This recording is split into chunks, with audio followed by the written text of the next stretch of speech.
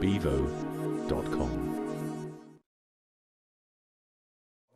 What's your thoughts on performance-related pay within Love Film? Because there's always, with organisational bonuses, there's always a concern that the low performers that don't really contribute very much also get paid a dividend for the organisation doing well. So are you a believer in organisational bonuses or individual incentives? So the way we manage bonuses in Love Film, I think, is a bit different from how most people would do it. First of all, if you're growing at the pace we have done and you've managed acquisitions or integrations or sort of other initiatives that you're managing through, actually setting yourselves annual goals. Certainly if you think about it as a business, if you're doubling in size, right? What does an annual target mean? Because you actually may halfway through the year decide that you're going to do something else or something else is going to happen. So we set everybody quarterly goals. And as a management group, imagine the management effort required to do this is everybody in the organisation gets assessed each quarter on what they've done. And what we have to be smart as leaders in the organisation is to ensure that actually, if we add up what everybody's doing, that it comes up to the top goal of the company hitting its budget. Right? And that's the bit that you just have to think through as a chief executive, as a leader, to say, is this going to happen? Right? And is that going to be right? So the reason I like to reward people on a quarterly basis is twofold. One is it's immediate. I've got 12 weeks to make an impact. And if I don't do what I need to do or what I've been allocated to do in those 12 weeks, I'm not going to get paid. The percentage of my salary that is bonus, and that can range from anything from 10% to 20% of my salary. So let's take an example, right? Let's say I'm on 40,000 a year and I have a PRP, performance related pay, of £4,000. That's £1,000 a quarter, right? So I know that actually at the end of a quarter I can get £1,000 bonus paid to me, which, trust me, if you're going on summer holidays or you've got Christmas presents or whatever, is a nice way to do it. So one, it's immediate, right? And why is that important? Because that drives immediate action. And what you can't afford to have is a growing organisation, and as a performance-driven organisation, is no immediacy in your goal setting. The second thing is it rewards me on what I do. And it means that actually I've got to get something done. I may be reliant on other people, and I hope other people have a shared goal in their measures. But it means that I'm pushing in the organisation, I'm driving, and I'm recognising what we have, and that really is an important sort of cultural thing, because it empowers people to make decisions and drive it, because they can't sit there at the end of the quarter and say, I didn't do it because Fred didn't do what he needed to do. And the answer is, well, you know what? Come to me, speak to me. Why wait till now? And if you think about an annual plan, often that's what happens. Well, it was a cold summer, or something else happened, or the bus didn't turn up on time, and there's always reasons why not. And there's enough of us in society of blame culture and not taking responsibility. Let's just not have it at work too. Let's be very clear about what people need to do. So that's really important. So you have immediacy, you have clarity, you have the ability to cascade objectives through the organisation, and you also have the ability to move the ship on a quarterly basis. And what I do is at the end of every quarter, I sit down with all my leadership team and I have everybody's performance-related pay in the organisation. So their score, which will be a percentage of 100% being on target, anything up to 125% or down to 75%. And we basically pick out high performers that I take out and recognise, and maybe we go out for a lunch or something every quarter. You do your barbecues, I understand. No, we do barbecues. And the other thing I do is cook, once a month in the summer in a staff, sort of barbecue that I get that on. So we identify the high performers. We identify those people who are underperforming, and people who are below 100% 2 quarters in a row. We begin to have discussions about how we can improve performance. And the other thing is that we can calibrate how well we think the organisation is doing. And so every quarter, as a chief executive, you get visibility to everybody in the organisation. Now it helps we have 400 people, right? Or 450 actually now. It's not 40,000, right? In which case you'd need to sort of segment it down. But the clarity in how it drives performance, and if I was starting any business from scratch now, I would introduce quarterly performance plan right from day one.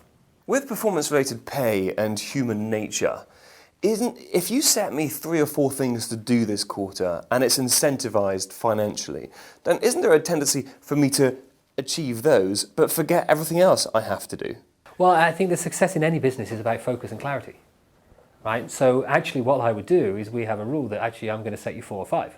That's it for the quarter. right? If you do other stuff outside that and you do that's great, thank you very much, and you may get some recognition and reward for that, because we can calibrate at the end of the day.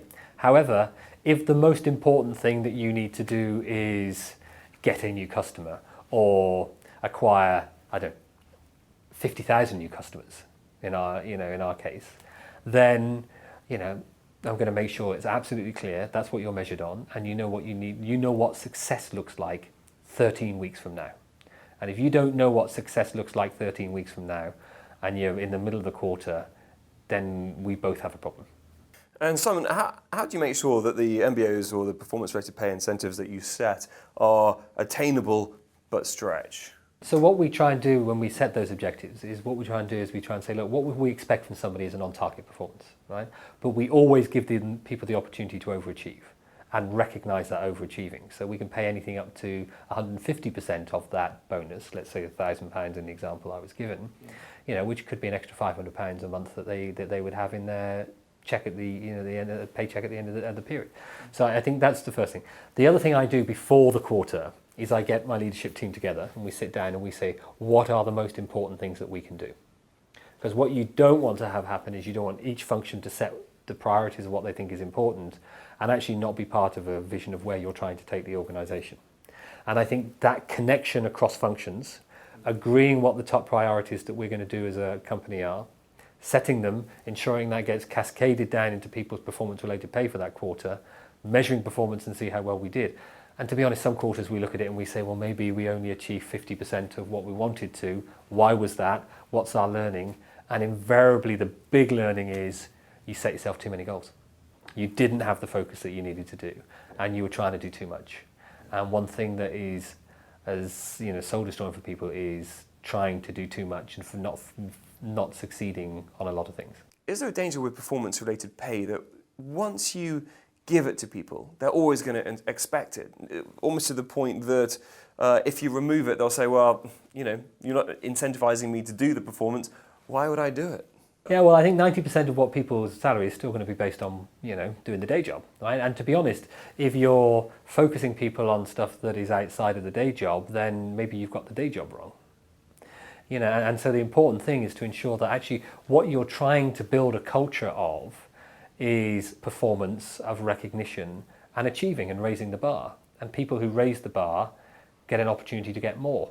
And if you are giving a lot more people more, then the chances are you're actually over-delivering on what you said you were going to be when you started off, which is what happens to us. Because what I try and do is at the end of the quarter look at some of our business results and financials and the P&L and say, okay, are we ahead or behind, and how does that compare to what we're telling our people we are?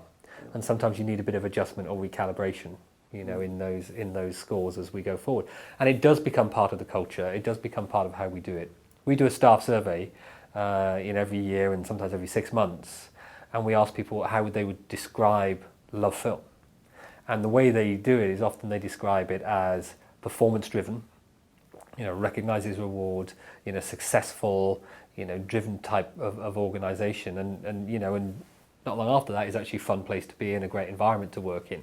And that balance for leaders is the constant thing you have to try and do, because what you're trying to do is retain all your best people, drive people, get extraordinary performance out of them. At the same time, you're trying to get those underperformers and helping them and coaching them and working through that. And sometimes you just need to take action where it's just not working out.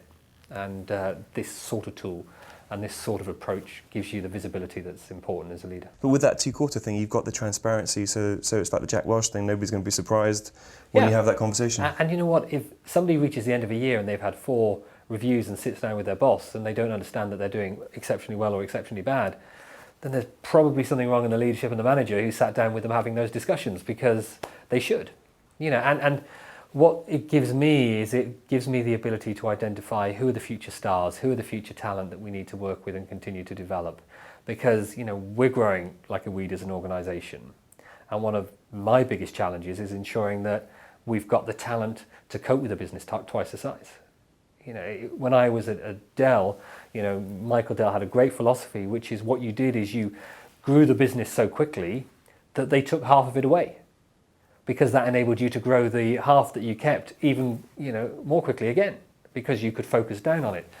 Yet that's the complete opposite of most people's mentality, which is, no, if I've grown this business, I'm going to keep it. And so what happens is you build up inefficiency because it becomes too big to manage, or there's too much complexity, or there's two other things, so you don't have focus. And I think that there's some real learnings in that sort of type of mentality that actually is good for us all to learn.